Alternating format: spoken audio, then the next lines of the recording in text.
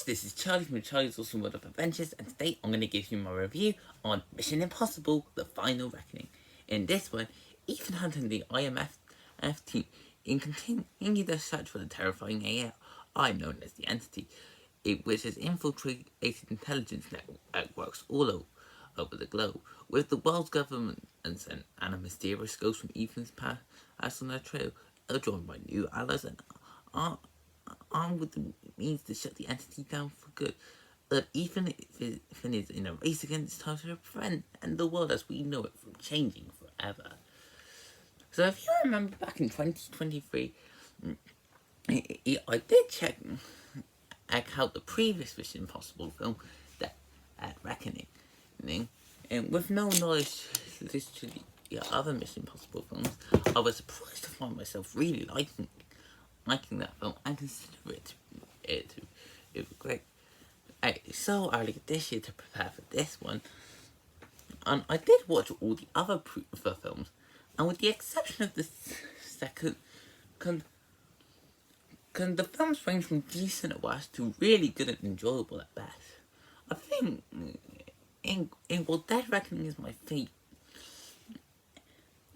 favourite. So, for others I really enjoy include Rogue Nation, Ghost Protocol, and the first one. And so I was really excited for the Final Reckoning, and the moment after watching it, I'm gonna say it falls somewhere between Dead Reckoning and Rogue Nation.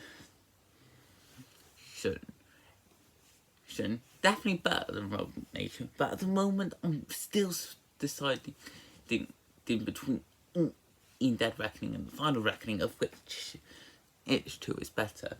Either way, that doesn't change the fact that I found the Final Reckoning to be a great send off to the franchise. So let's start off with the characters, who are good. I do like them and they are enjoyable and have great personalities. This is mainly shown by the main star of these films, Ethan Hunt. In this one, and the film really shows his pursuit of taking down Gabriel and the Entity he wants to rule. Unlike most people, Paul Ethan is the only one that's willing to try and kill or at least destroy the Entity at all costs. As well, others can continue wing his back against his old enemy Gabriel. It makes Ethan such a complex and interesting character, where he continues his arc from the fact from Dead Reckoning, where he has to learn how his mission can be just as important as a team. Speaking of which, the film does get into its team,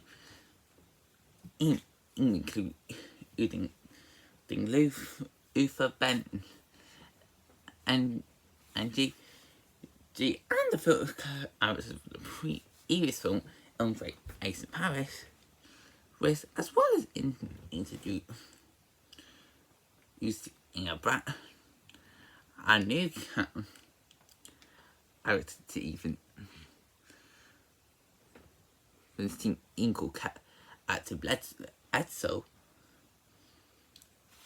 However, I do feel although they are good characters, I feel like that their screen time is very limited. I know it's hard to believe in a film that's nearly 3 hours long, but you'd be surprised of how little Ethan's team has to do in this film.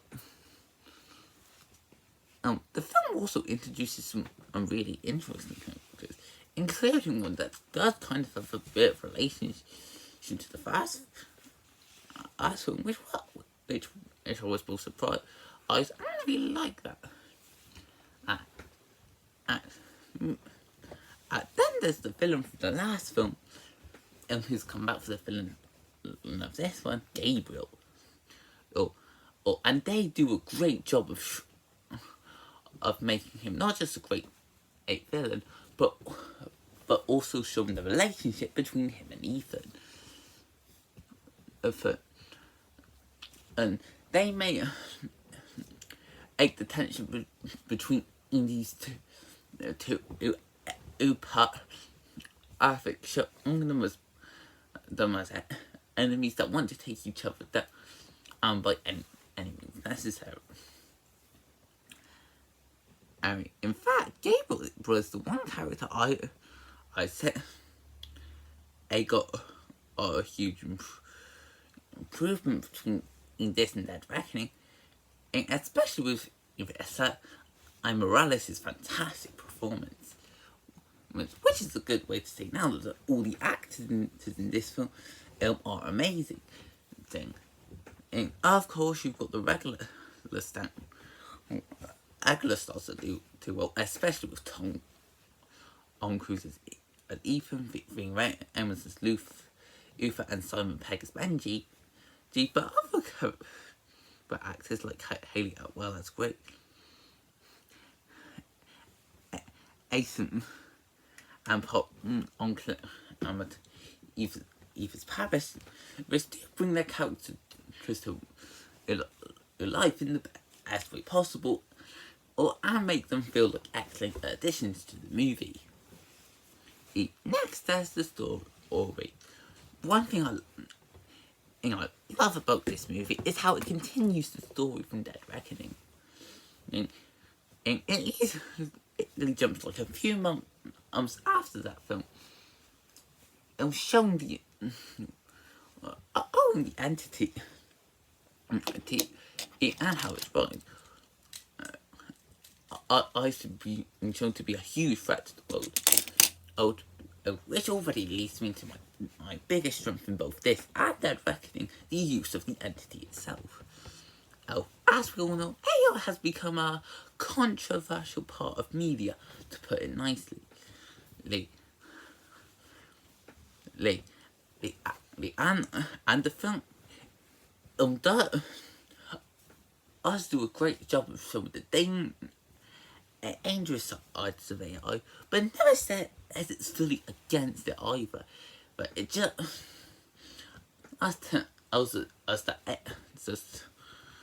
as how AI is able to be dangerous in the wrong hands, and there is a chance, and if used correctly, that it could be helpful for the world. But yeah, it also doesn't say AI as a replacement, and saying that as good as AI can be, it can never replace a real human being. Also, so one thing that this improves upon from the first film is the pacing. I find myself really invested with Dead Reckoning. I will admit that the 2 hour and 42 minute runtime, I'm definitely dragged on in some parts. That did make me lose focus at times. And with this film being even closer to 3 hours, I was prepared for the same problem. I was surprised to find that didn't happen at all. Yeah, there were a few moments where it did drag, but I was mostly invested with this film from beginning into end, and the film felt like it was paced perfectly. Also, as this is the final film in the franchise, well, technically and hopefully, the film does us call back to all the other Mission Impossible films, and they can be hit or miss. On one hand, and as someone that's watched all of them now, I was able to properly understand, and more than I did when I saw the Reckoning for the first time. And I do think they do a good job connecting to the continuity of the franchise. On the other hand, and I'm not lying when I say that most of them don't really serve other purpose other than fan service. But they're not bad. But if you cut them out of the film, not much would change. And in the future would more definitely stay the same. but that's not really a huge fault. It would mainly be considered nitpicking technically. And it doesn't change the fact that at the final story in this franchise is definitely exciting. And then there are the visuals. One thing I've come to admire about Tom Cruise is that he doesn't really rely too much on CG when it comes to his movies. And does all of his stunts himself. And that really shows both with the Final Reckoning. The action is already intense as it is having an exciting fast pace that can get the viewer invested. But it's more exciting with how Tom is able to do all of these stunts. And with CG only used to remove wires from certain scenes. The fact that he's actually doing these stunts with little green involved is something to be admired. Good. It also does a great job in intensifying the action, especially near in the climax where it had me fully invested. Seriously, seeing Ethan and Gabriel go up against each other on those two planes that look like lead bottom from plane, and only one was red and black and the other was yellow and black. It was pure entertaining and pure excitement. But it's not just the action itself that looks great. The scale of all the locations have got a massive upgrade. Every place we go into the film, it makes the feature look immersive.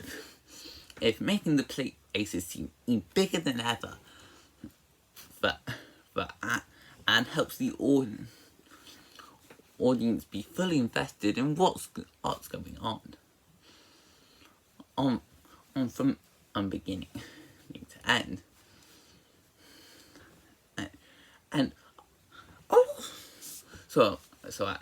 now the score is something that's been a highlight in all of these films. But I say Final Reckoning has the best score.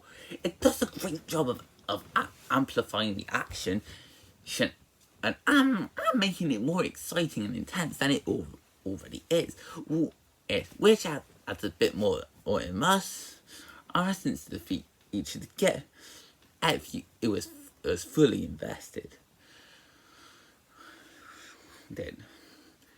So overall, after finishing this movie, there was a question I was asking: which one is better, Dead Reckoning or Final Reckoning? They're definitely both the best films of the franchise. But I kept asking which one I preferred, or maybe they're both equally great. Either way, one thing I do know is that I love this film. Mission Impossible: The Final Reckoning is an exciting, and thrilling conclusion to the Mission Impossible franchise. While it might have a few too many callbacks, and the side characters don't have as much to do as they do in the previous one, it more than makes up for it with a highly engaging story, exciting and intense action, really great immersive visuals, a wonderful score, or characters that are still great to be around, and some phenomenal actors. So I think it's safe to say that Mission Impossible fans are gonna have a blast out of this. But for everyone else, this is really one of those great films in the franchise where you need to watch as many as possible. But from my experience, as long as you have knowledge of at least the first and seventh and a couple put in between, then you should be good to go. Both of it. Yes, even the Finn's missions have come onto a satisfying conclusion, and that's for sure. And they managed to accomplish this mission perfectly, which is why I'm giving this film a 9.5 out of 10. So I hope you guys enjoyed this video. Feel free to comment, like, and subscribe, and I will see you next time. Bye!